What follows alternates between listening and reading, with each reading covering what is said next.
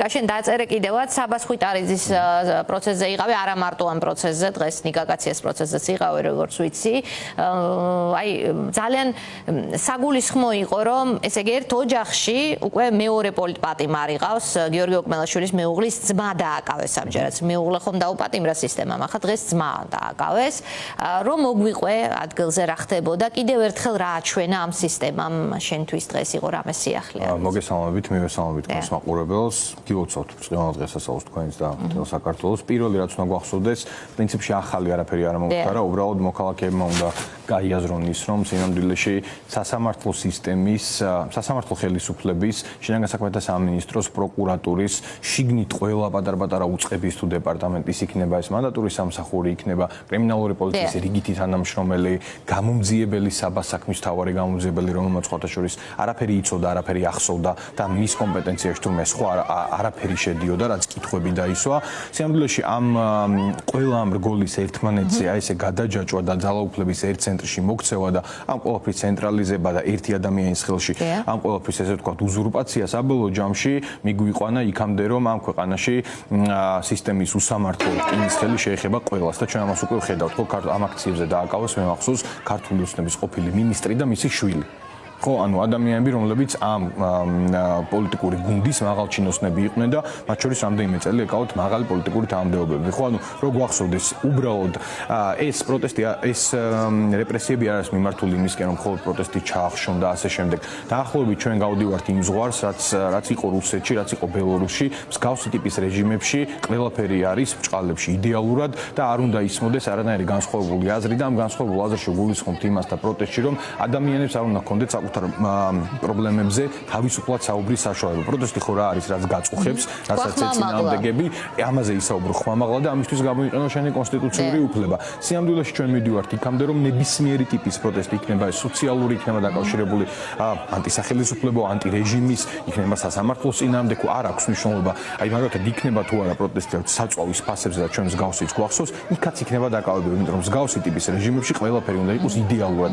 მართლს უნდა ჰქონდეს იდეალური სტაბილური სისტემა და ამ სტაბილურობაზე უნდა აპელირებდეს. ანუ ყოფნის ძალა რეჟიმს, აი ამ სტაბილურობისთვის დღეს პოლიციელების ორი რიგი მოვიდა ხვიტარიძის პროცესზე, სამოქალაქო ფორმაში ჩაცმული პოლიციელები მოიყვანეს და დასვეს პირველ რიგში რატომ? რომ იქ ახლობლები არ შესულიყვნენ, მათთვის ადგილი არ დარჩენილი. სინამდვილეში ეს არის ფსიქოლოგიური ზეწოლის ერთ-ერთი მექანიზმი. ხომ მათ ადგილის დატოვება, ეს მინდა მოუხდეთ. პირველი უნდა დავიწყოთ იმით, რომ საბას პროცესზე და არა მარტო საბას პროცესზე, უბრალოდ საბას საქმე არის სპეციფიური, ვინაიდან ეხება ადამიანს, რომელიც რაღაც შუაშია, ერთგვარად გაჭღერილი, თან არის შინაგან საქმეთა სამინისტროს თანამშრომელი, თან ხელისუფლებასთან ძალიან დაახლოებული პირი, თან კრიმინალურ სამყაროსთან მეგობრობს და ამ ადამიანს რაღაცნაირად უნდა გადაეფაროს სისტემა, თუ რაც მათი შავი საქმეების შემსრულებელი, ხო? და ამ პროცესებზე საბასთან ხშირად შეიმჩნეოდნენ ადამიანები, რომლებიც თელ ერთ რიგს დარბაზის იკავებდნენ და ამ დარბაზში იყვნენ ისე მოკალათებულები, თითქოს რაღაც აპელირებდნენ იმაზე, რომ რადგან საჯარო პროცესია, მათაც აინტერესება. დღეს კადრებიც იყო ჩვენი წინააღმდეგობით, საბას ოჯახის წინააღმდეგობით პირველ რიგში მოხერხდა ისე, რომ ამ ადამიანმა დატოვეს სასამართლოს დარბაზი, მაგრამ როგორც კი გამოვედით და ის იყო მათ შორის ტელევიზიით გავიდა თქვენი ტელევიზიის მეშვეობითაც, როგორც კი გამოვედით, იქ უკვე დახვდა, რა ვიცი, ერთ აქციას რო არბევენ იმდენი პოლიციელი მოსული, საბას ერთი ადამიანის პროცესზე, იმისთვის რომ უბრალოდ ადამიანებს არ გადაეღოთ ვითარება იქ რაც ხდებოდა და მათ შორის ოკმელაშვილის დის ქმარი ოცოლის ძმა ვინც დააკავეს, ეს ადამიანიც უბრალოდ იღებდა პუბლიკამ მოასწრო ამის გადაღება, ტელეფონი ხელში ეჭირა და ამის აღბეჭდა არ უნდათ. ანუ ამით რისი თქმა მინდა, უბრალოდ ყველას რო გვახსოვდეს, თქვენ თქვით აქვს თუ არა რეჟიმს იმის ძალა, რომ ეს ყველაფერი შეინარჩუნოს. რეჟიმი საბოლოო ჯამში ინგრევა მაშინ, როდესაც ჩვენს ლაპარაკობთ, როდესაც ჩვენ აღვწერთ რაღაც მათ დანაშაულებრივ ქმედებებს, როდესაც დღის შუქზე გამოგვაქვს ყველა ის უკანონობა, რომელიც მათ ჩაიდინეს, რომელსაც მომავალში ჩაიდინեն დარწმუნებული ვარ, ამიტომ მათ ეშინიათ ადამიანების, რომლებიც იქცნენ ჟურნალისტებად, ხო, სმარტფონი შეგვიძლია ხელში ავიღოთ, ყველაფერი გადავიღოთ, მივაწოდოთ როგორც საერთაშორისო მედიას, მაგრამ პირველ რიგში ქვეყნის შიგნით ჩვენს თანამოქალაქეებს და აღვბეჭდოთ რეალურად ის, რასაც აკეთებენ და დაუპირისპიროთ მათ პროპაგანდას. ამიტომ ეს უნდა გავითავისოთ. ჩვენი საჯაროობა არის პირველი ნაბიჯი იმისკენ, რომ რეჟიმი მაქსიმალურად შევასუსტოთ და ეს ყველაფერი ჩანს, ხო, აი რაღაც მოჩვენებით ლეგიტიმაციაზე აპელირებენ, ვისაც არ უნდა შეხვდნენ და ხელი არ უნდა ჩამოართვან, იქნება ეს არ ვიცი ინდოეთის რომელიღაც უნივერსიტეტის ლექტორი თუ დეკანი, ამასაც აპელირებენ ისე, რომ იყო მაღალი დონის შეხვედრა საერთაშორისო ასპარეზზე. სინამდვილეში მათ აქვს ლეგიტიმაციის პრობლემა. სინამდვილეში მათ არაუბრალოდ პრობლემა აქვს ეს კიდევ უფრო რბილი ნათქვამია. მათ ისინი არიან მათ არ აქვს ლეგიტიმაცია. მათ არ აქვს ლეგიტიმაცია პირველ რიგში ქვეყნის შიგნით და ეს შეიმჩნევა ყველაზე მარტივ ქმედებებში, რაც მათ განახორციელეს და მათ ყველაზე მეტად ეშინიათ ქვეყნის შიგნით არ მიღებული ლეგიტიმაციის და ხალხის იმ ბრაზის, რომელიც არსებობს. აი მარტივად უბრალოდ ქრონოლოგიურად რომ მივყვეთ. ხელისუფლებაში ყოფნა მათ შორის ნიშნავს გარკვეულ სიმბოლურ აქტებს. ეს სიმბოლური აქტები არის მათ შორის ძალიან დიდი პოლიტიკური შინაარსის და დატვირთვის მქონე თარიღები. ხო, ესეთი არის 9 აპრილი, ესეთი არის 26 მაისი, ესეთი არის პრეზიდენტის ინაუგურაცია, ესეთი არის რაც მათ შორის ნაძვისხის ტრადიციული ანთება. ეხლა მივყვეთ, ნაძვისხის ანთება პომპეზურად დაანონსა კახაკალაძემ ვერ მივიდნენ. მიუხედავად იმისა, რომ ტიტუშკებით იყო ყველაფერი იქსავსე, უბრალოდ ვერ მივიდნენ იმ დღეს დამარცხდნენ. ესეც მათ შორის იყო მათ ლეგიტიმაციაზე ბრჭყალებში დარტყმა. შემდეგ იყო 9 აპრილის მემორიალთან მოსვლა, ეს ვერ გაბედეს ისევ, მიუხედავად იმისა, რომ მთელი შინაგან გასაქმეთა სამინისტრო და ტიტუშკები მათ მიერ იყო მობილიზებული და რამდენიმე ასეულმა ადამიანმა მოახერხეთ და იმ დღეს დათქმულ მიზანს მივაღწიეთ. 26 მაისი, რომელიც არის ყველაზე დიდი სამოქალაქო დღესასწაული ამ ქვეყანაში და რომელიც ყოველთვის თავისუფლების მოედანსა და რუსთაველზე ტარდებოდა, სხვა შორის 1991 წლის შემდეგ ეს ლოკაციები ძირითადად არ იცვლებოდა, პირველად 2025 წელს იცვლება, იმიტომ რომ მათ ეშინიათ ხალხის ბრაზის, რომელიც იქ იქნება გამოხატული და ვერ მიდიან იმ ლოკაციებზე. ხალხის ერთობის მათ შორის და დამოუკიდებლობა და თავისუფლება, ამას იცავს ზუსტად ხალხი ყველა მნიშვნელოვან თარიღზე. აველაშვილის ეგრეთ წოდებული ინაუგურაცია, რომელიც ჩაიკეტნენ სასახლეში, იმაში რა ქვია, პარლამენტის შენობაში და პრეზიდენტად გამოაცხადეს ადამიანი, რომელსაც უბრალოდ არავინ არ ცნობს ამ ქვეყანაში. დარწმუნებული არც გუნდის შიგნით და გვახსოვს ხო ის ხმარო გაეპარათ აქ ამაზე ნუ ისაუბრებ. ანუ ეს ყველაფერი საბოლოო ჯამში მიუთითებს იმაზე, რომ მათ არ აქვს ლეგიტიმაცია იქ სადაც უნდა ჰქონდეთ. თორემ არსებობს რეჟიმები, მათ შორის სოციალისტ არჩევნები ჩვენ გვახსოვს ხო ქვეყნის შიგნით დიდი პროტესტი იყო, მაგრამ მათ მოიპოვეს საერთაშორისო ლეგიტიმაცია მიუხედავად დიდი კითხვის ნიშნებისა და მიუხედავად იმ გაწერილი გეგმისა და ნაბიჯებისა, რომელიც უნდა შეესრულებინათ, ხო მაინც მათ ეს შეძლეს, იმიტომ რომ არ იყო ისეთი თვალხილული ყველაფერი და მთავარი არ იყო 28 ნოემბრის მსგავსი ტიპის განცხადება, რომელმაც კონსტიტუცია უბრალოდ ამოაყირავა და რაც უნდა ისაუბრონ სულ რომ სამართლიან წესებით მოეგოთ საარჩევნო რბოლა, უბრალოდ 28 ნოემბრის შემდეგ მთავარი ჩანაწერი კონსტიტუციის შეთანხმების, რომელიც არის შეთანხმება საზოგადოებასა და მმართველ გუნდს შორის არ სრულდება, ყველანაირ ლეგიტიმაციას კარგავ. ამიტომ მსგავსი სიმბოლური გამოვლინებები და მათ შორის შიში მსგავსი სიმბოლური ისტორიული ადგილებისა, ეს არის გამოხატულება იმისა, რომ მათ აქვს რეალური კრიზისი. შიგნით არ აქვს ლეგიტიმაცია. ეს არის თავისუფლება, ლეგიტიმაცია მოდის შიგნიდან გარეთ და ეს არ აქვს. ქვეყნის გარეთ მათ ძირითადად სანქციები მოსდით. ყველა პირველი პირი სანქცირებულია ისეთი ქვეყნების მხრიდან, რომელიც საქართველოს დიდი ხნის პარტნიორია. პირდაპირ თქვა, ევროკავშირის ლიდერი ქვეყნების მიერ არის დემოკრატიული ქვეყნების მხრიდან არც ერთ ცივილიზებულ სამყაროს დემოკრატიული ქვეყნის წარმომადგენელს დასავლეთის გულისხმობ აქ ამ შემთხვევაში არ უღიარებია ოცნების არჩევნების შედეგები. აი ეს მინდა ვიკითხო ქვეყნის შიგნით და გარეთ, ვიდრე აქვს მას ეს ლეგიტიმაციის პრობლემა, ის ვერ იქნება მშვიდად, ეცდება თუ არა ის მორიგი ტრიუკის ჩატარებას, მაგალითად არჩევნების დანიშვნას იგივე პირობებში ჩატარებას და მიტაცებას კვლავ. ამაზე პასუხი რა შეიძლება იყოს, როგორც აი მაშინ ოპოზიცია ამბობდა, რომ მოდით არჩევნებზე და ჩვენ მივხედავთ დანარჩენს. აღმოჩნდა, რომ ეს ასე არ იყო.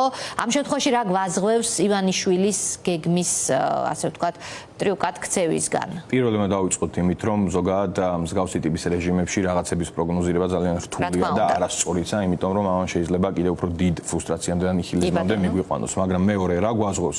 გვაზღვევს და დაგვაზღვევს ჩვენი ერთიანი პოზიცია იმ მნიშვნელოვან საკითხებში, რომლებიც შესაძლებელია უკავშირდებოდეს მათ შორის არჩევნებს იმ ტიპის იმ სისტემით და იმ პროცესუალურად ჩატარებით, როგორიც აქვთ ახლა, ხო, როგორიც იყო და როგორიც გამკაცრდა არჩევნების შემდეგ და მათ შორის ყველა აბსოლუტურად ევროკავშირი, ევროკომისია, ევროპის საბჭოს საპარლამენტო ასამბლეა თუ ვენეციის კომისია ერთხმად იძახის, რომ 26 ოქტომბრის შემდეგ მიღებული ცვლილებები კიდევ უფრო გააღრმავებს კრიზისს და ამვითარებაში ადგილობრივ არჩევნებზე. კარუსელის გამოვლენის შესაძლებლობა ფაქტობრივად გვხვდება. ფაქტობრივად გაქრა დამკვირვების უფლება არჩევნებზე, მიუხედავად იმისა, რომ მაინც წყალბდებოდა, ეს უფლება უბრალოდ გაქრა ფორმალურ დონეზეც კი.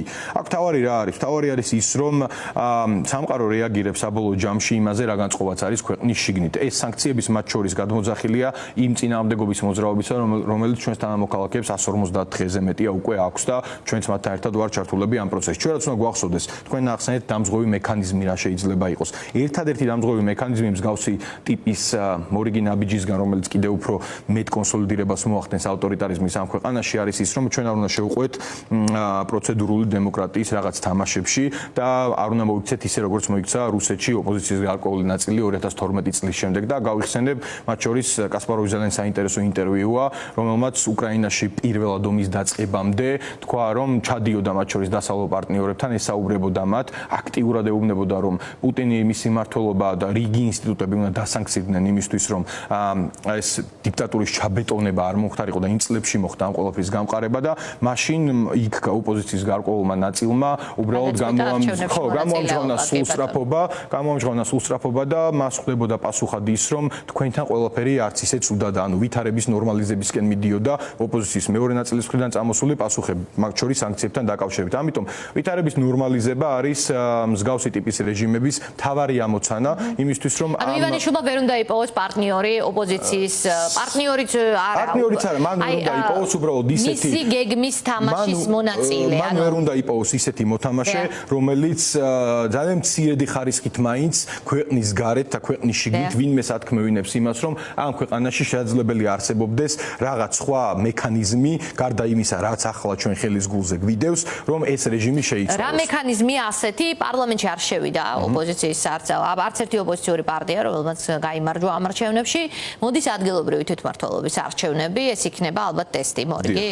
მე უყურებ შემდეგნაირად. მე მგონია, რომ ადგილობრივი თვითმმართველობის არჩევნებზე არ გასვლა და ზოგადად მსგავსი ტიპის პოზიციები მქონდა მათ შორის წინა არჩევნებთან დაკავშირებითაც 2020-ის შემდეგ ეგრეთ წოდებული მიშელის შეთანხმებასთან დაკავშირებით, რომ არ შეიძლება სულსწრაფობა, ჩვენ უნდა გამოვავლინოთ ამ შემთხვევაში ნებისყოფა და მნიშვნელოვანია, რომ ინიციატივა ავიღოთ ხელში. რეალურად შემდეგი რამდენიმე თვის განმავლობაში მთავარი პოლიტიკური მოვლენა და ამის გარშემო საუბრები იქნება, რას ვაპირებთ ადგილობრივი თვითმმართველობის არჩევნებთან დაკავშირებით, ხო? მათ შორის მედიის მხრიდან, მათ შორის საზოგადოების აქტიური ნაწილის მხრიდან. ამ შემთხვევაში ინიციატივის აღება ნიშნავს იმას, რომ შენ ბურთს კი არ უგდებ ქართულ ოცნებას მოედანზე, არამედ შენს თამაში შემოყავს. ჩემი დამოკიდებულება და ჩვენი პოზიცია ასეთია, რომ ახლა მნიშვნელოვანი იქნებოდა, რომ არა მარტო ის პარტიები, ვინც ბარიერი გადაალხა, ის თქვა, არამედ ახალი აქტორები, ვინც შემოვიდნენ, რომთაც აქვს საკუთარი პოლიტიკური წონა, რომელსაც აქვს საკუთარი, ეს თქვა, პოლიტიკური ელექტორატი ყავთ და ამ ადამიანებმა ერთად უნდა გავაკეთოთ განაცხადი იმასთან დაკავშირებით, რას ვაპირებთ. ეს რას ვაპირებთ უნდა იყოს, ჩემი აზრით, სრული სანიტარული კორიდორი რეჟიმთან, იმიტომ რომ საბოლოო ჯამში ლეგიტიმაციის პრობლემა რომ აქვთ, ამის მთავარი წერტილი და ჩვენი თანმიმდევრობის გაგრძელება უნდა იყოს ამ არჩევნებში ამ პირობებით არ მონაწილეობა. აქ თქვენ შეიძლება დამისვათ კითხვა, რაც სხვა პარტიებსაც აქვთ და გააჩნიათ, რომ წინასწარ რატო თქვათ, ხო? შეიძლება რეალობა. შეიძლება ინიშნება ახალი არჩევნები უშვებენ პოლიტპატიმრებს და მანამდე ადგილობრივი. შეიძლება დეკემბერში არჩევნები და გეუბნებათ, რომ ოქტომბერში მოდით. ეგ მინდოდა მეთქვა. ამ არჩევნებში. კი, ეგ მინდოდა მეთქვა. ეხლა ვინმეს არ მოუდგენია, რომ რეფორმირებული ცესკოთი, რეფორმირებული მუწყებებით, რომელზეც საბოლოო ჯამში შეთანხმება მოხდება პოლიტპატიმრების გამოშვებით, ვინმეს არ მოუდგენია, რომ ჩვენ ამ არჩევნებზე არ გავალთ, ეს ხო სრული აბსურდია. ხო, ანუ ჩვენ ვსაუბრობთ, რომ აღნიშნულ ვითარებაში მანამ მხოლოდ ეს ორი პუნქტი თუ დაკმაყოფილდება, დაინიშნება ახალი არჩევნები და რეფორმირებული პირობებით, რომელშიც ჩაერევა რეფორმირებული, თუ ამაზე არ წამოვიდა, თუ ძველი წესით ატარებს არჩევნებს, მაგრამ ატარებს. ხო, აზრი არ აქვს ამ შემთხვევაში ჩემი გადმოსახედიდან, იმიტომ რომ ყველა საერთაშორისო შეფასება და ჩვენ თუ საუბრობთ იმაზე, რომ ჩვენი პარტნიორები ამ ქვეყანაში დემოკრატიის გაძლიერებისთვის ძალიან დიდი ხანია იბრძვიან და მათ შორის დებენ როგორც ფინანსურ, ასევე სხვა ტიპის რესურსებს და ამ ყველაფერს შემდეგ ამონიტორინგებენ რა შედეგებამდე მივედით.